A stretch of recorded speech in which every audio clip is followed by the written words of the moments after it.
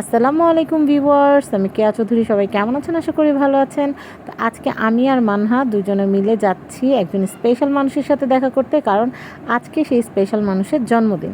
তো জন্মদিনে উইশ করার জন্য যাচ্ছি, কিন্তু যার কাছে যাচ্ছি সে কিন্তু জানে না যে আমরা তার জন্মদিনের উইশ করতে যাচ্ছি। তো এরকম সারপ্রাইজ পেতে এবং দিতে কিন্তু সবারই ভালো লাগে। তো এই গিফট বক্সটা কার জন্য সেটা এখন বলবো।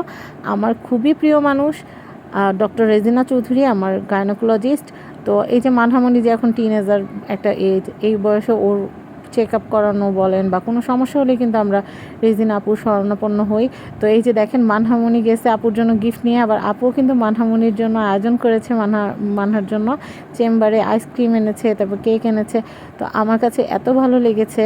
আপা যে আমরা ঢোকার পরে আপা বলতেছিল আমার যে জন্মদিন তোমরা কীভাবে জানলা। তো আমি বললাম যে আপা জানতে হয় সব কিছু, প্রিয় মানুষের সব কিছু জানতে হয়। তো আমাদের দিনটা খুব ভালো কেটেছে, আপার সাথে অনেক গল্প করলাম। আপা যে একজন ডক্টর, এত সিনিয়র একজন ডক্টর, কিন্তু এতটা অমায়িক, মানে কি বলবো। আপার সাথে যেই কোনো প্রবলেমের কথা মানে খুলে বলা যায়।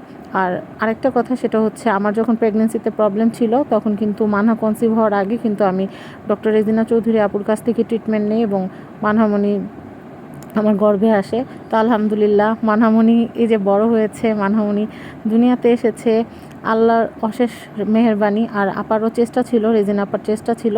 তো ডক্টর রেজিনা চৌধুরীর কাছে আমি অনেক কৃতজ্ঞ, আল্লাহ পাকের কাছে আমি অনেক কৃতজ্ঞ। তো আমি মাঝে মধ্যেই মানহামণিকে আপার কাছে নিয়ে যাই, আপাকে দেখাতে, যা আপা আমার ছোট্ট বাবুটা আস্তে আস্তে বড় হইতেছে আপনাদের দোয়ায়। তো আপনাদের যদি অ্যাপয়েন্টমেন্ট লাগে, স্ক্রিনে রেজিনা চৌধুরী নাম্বার দিয়ে দিব, আপনারা যেতে পারেন।